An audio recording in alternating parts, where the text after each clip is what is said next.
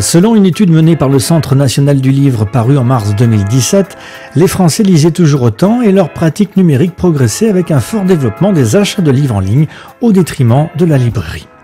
Conscient des difficultés rencontrées par les libraires face à cet essor numérique et après avoir passé 3 années au sein du livre et de la lecture au ministère de la Culture et de la Communication, Margot Segré a décidé de se lancer dans l'aventure en créant la première librairie itinérante de la Charente-Maritime. Un projet osé dans lequel Margot a investi ses économies obtenant un prêt pour l'achat de stocks de livres, des subventions de la région Nouvelle-Aquitaine et de la DRAC, la Direction régionale des affaires culturelles, sans oublier le financement participatif lancé sur la plateforme régionale j'adopteunprojet.com. Comme pour, je pense, beaucoup de librairies, il y a toujours un petit apport personnel qui, le mien, était assez limité. Après, j'ai fait aussi toute une campagne de crowdfunding qui a assez bien marché auprès du public de Charente-Maritime, qui était assez enthousiasmé par le projet, donc tant mieux et c'est super. Après, j'ai obtenu quelques petites subventions de la part de la DRAC et de la région qui m'ont quand même été sensibilisés au projet, à l'idée d'amener la librairie dans des petits villages justement où ça n'existait pas et qui m'ont un peu soutenu. Et puis j'ai obtenu un prêt bancaire pour finaliser et pour boucler l'aspect financier de mon projet. Ouais. Le crowdfunding, ça m'a vraiment permis d'acheter le store en fait. Ouais. Ça m'a permis surtout de financer principalement ça et un peu aussi la partie sur l'autocollant. Le Serpent d'Étoile est une librairie et non une bibliothèque généraliste. Et le nom de ce camion qui sillonne les routes du département est emprunté à un ouvrage de Jean Giono que Margot apprécie tout particulièrement. C'est un auteur que j'affectionne beaucoup. C'est un livre sur la transhumance des moutons dans les Alpes de Provence, mais c'est un livre très poétique sur la nature de ce département, donc qui n'est pas du tout la même nature qu'on trouve en Charente-Maritime. C'est vraiment la langue de Jean Giono qui est une langue très fleurie, très imagée, très poétique et très belle. Ouais.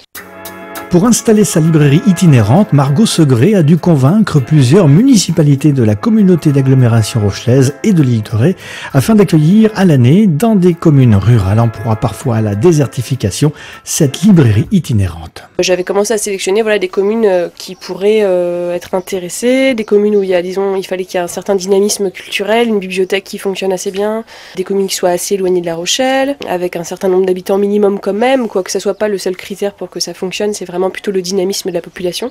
Je suis allée rencontrer directement les différentes équipes municipales, en tout cas des différentes communes, pour leur présenter le projet, pour essayer de les convaincre de l'intérêt pour leur commune d'avoir une librairie qui vient régulièrement. Ouais. Est-ce que ça, ils ont tout de suite adhéré ou est-ce qu'il y a eu des discussions entre eux pour savoir si c'était vraiment un projet qui pouvait s'installer sur leur commune? Ouais. Ça a été très bien reçu par les communes autour de La Rochelle. Disons que ça a été plus facile, un petit peu plus difficile sur l'île de Ré. Sur l'île de Ré, ce qui a été plus compliqué, c'est la présence de presse qui vendait du livre également, l'éventuelle concurrence que ça pouvait présenter, même si moi j'ai un fond totalement différent de ce que peuvent vendre les presses aujourd'hui. Et malheureusement, pour l'instant, ça s'est un peu bloqué, donc j'espère que dans le temps, les mairies seront convaincus. Près de 3000 livres neufs pour tout public peuvent être trouvés chez Margot. Un service de commande d'ouvrages à l'unité sur l'ensemble du catalogue national permet aux clients de la librairie de commander sur place ou bien par téléphone ou bien par courriel un ouvrage et venir le chercher au prochain passage du Serpent dans la commune. Margot propose des livres de voyage, des ouvrages sur la biodiversité ainsi que des livres de maisons d'édition régionales. Moi j'essaie d'avoir une offre assez large au niveau des rayons des livres que je propose. Après c'est forcément une sélection quand même qui est personnelle puisque j'ai près de 3000 titres dans mon camion, mais il y a beaucoup de... Disons qu'il y a un peu de... Je dirais qu'il y a quand même un peu de tout, mais il y a une grande part de jeunesse avec des albums et puis de la littérature adolescente, des documentaires, des choses comme ça, mais j'ai aussi beaucoup de littérature adulte, que j'ai trié peut-être un peu différemment, que j'avais choisi un peu de faire sortir des rayons classiques, littérature étrangère, littérature française, en ayant des rayons comme Regard d'enfant, Les Lettres et la Bête, beaucoup de littérature de voyage aussi. Ça c'est important pour moi. Il y a des rayons que j'ai plus développés que d'autres parce que que j'affectionne plus particulièrement, d'autres peut-être un peu moins. J'ai pas mal de choses en écologie, nature, environnement aussi. C'est un rayon qui est important pour moi. Donc c'est quand même une sélection qui est personnelle. Après, je propose toujours la commande en fait sur n'importe quel titre du catalogue et pour les gens qui reviennent régulièrement à la librairie. Effectivement, puisque je suis là une fois toutes les 2 semaines dans chaque village, il suffit donc de me commander n'importe quel ouvrage du catalogue national et de venir le chercher la fois suivante. Donc ça, c'est un aspect assez important du projet puisque c'est très pratique pour les habitants des communes où je me rends. Quel public vient vous voir? Est-ce qu'il y a des fourchettes d'âge ou est-ce que c'est vraiment très ouvert? Non, je dirais que c'est quand même... Non, j'ai un public assez large. Après, ça dépend aussi des saisons. Par exemple, quand on est en été ou en hiver, c'est un public assez différent. C'est vrai qu'en été, il y a plus de tourisme, donc c'est un public peut-être un peu plus touristique. En hiver, c'est vraiment les habitants des petites communes. Et je trouve que c'est assez... je trouve que c'est assez large. Beaucoup d'enfants, beaucoup d'adultes. Non, il n'y a pas de... Je pourrais pas... Pour l'instant, en même temps, ça fait que 5 mois. Mais je pourrais pas dire une ligne vraiment du public. Est-ce qu'il y a vraiment des classiques, des romans, des livres qui vous sont vraiment demandés? Les classiques, c'est toujours pour n'importe quelle librairie, c'est un petit peu plus difficile. Effectivement, beaucoup les gens cherchent avant tout, enfin principalement aujourd'hui, les nouveautés dont ils entendent parler dans les médias, ce qui est et les choses plus récentes effectivement, parce que les classiques parfois on les a déjà lus, on les connaît déjà.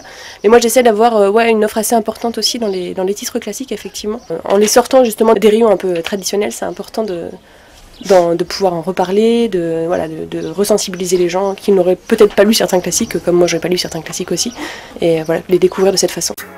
Avec sa librairie itinérante, Margot Segré souhaite sensibiliser les gens à la lecture, ainsi que le débat autour du livre, mais son cheval de bataille reste aussi et surtout un combat contre ces grandes surfaces commerciales et autres géants de la vente en ligne qui mettent à mal toutes ces librairies indépendantes dont la situation économique ne cesse de se dégrader, si l'on en croit bien sûr une étude réalisée pour les 2e rencontres nationales de la librairie. Un projet comme le mien, c'est avant tout la sensibilisation au commerce quand même de proximité, enfin la disparition des commerces dans beaucoup de villages en France. L'idée que c'est important, voilà, de continuer à avoir des commerçants qui peuvent vous conseiller, qui peuvent discuter avec vous. Voilà, moi je suis assez remontée contre l'achat en ligne, c'est sûr, hein, contre tout ce qui est Amazon et compagnie. Donc c'est avant tout, il y a quelque chose d'un peu politique dans un projet comme celui-ci, c'est sûr. C'est sur ça que j'aimerais bien sensibiliser les gens, avant tout, puis surtout sur l'importance de la lecture et de continuer à découvrir des livres, à en discuter. Je pense que c'est vraiment essentiel dans le monde dans lequel on vit aujourd'hui.